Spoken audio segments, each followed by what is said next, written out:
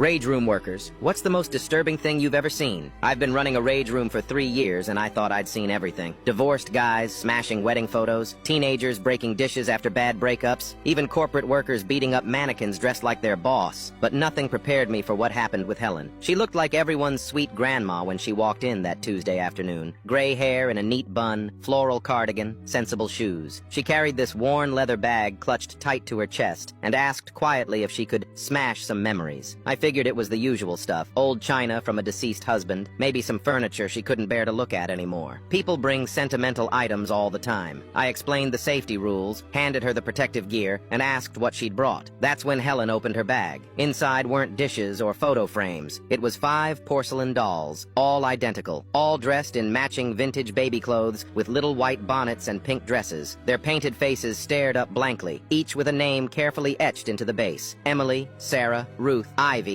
and Claire. Something about the way she handled them made my skin crawl. She asked for complete privacy, which wasn't unusual, so I turned off the cameras like she requested. But I stayed by the monitor just in case something went wrong. Through the window, I watched Helen line the dolls up perfectly on the bench. She stared at them for what felt like forever before picking up the crowbar. Then she just stood there, weapon raised, not moving. When she finally started swinging, she didn't scream or cry like most people do. Instead, she whispered something after each hit. I couldn't hear through the glass, but I could see her lips moving with every strike. "You didn't listen," she said to the first doll as porcelain exploded everywhere. "You stayed out too late," she told the second one, tears starting to fall. By the third doll, I radioed my manager. Something felt horribly wrong about this whole situation. "You were just like your father," she whispered to the fourth doll before smashing its head completely off. The fifth one she just stared at for the longest time before finally destroying it too. Then Helen dropped the crowbar and just stood there in the wreckage, breathing hard. I went in to check on her, and that's when she opened her purse again. She pulled out 5 obituary printouts, all yellowed with age. Each one was for a granddaughter. Emily, age 8. Sarah, age 6. Ruth, age 10. Ivy, age 4. Claire, age 12. All 5 had died in a house fire at Helen's place 2 years ago. The fire started from faulty wiring, but it spread faster because Helen had blocked the hallway with antique furniture she refused to move. The girls couldn't get out in time. Helen told me she couldn't handle therapy, couldn't pray the guilt away, so she bought dolls that looked exactly like each girl and came here to break them over and over. This was her 4th visit in 6 months. She said destroying the dolls was the only way she could punish herself properly for what happened. The only way she could feel like she was doing something about the pain eating her alive every single day. Helen paid for her session, cleaned up every piece of broken porcelain herself, and left without another word. She came back one more time about a month later, did the exact same thing, then never returned.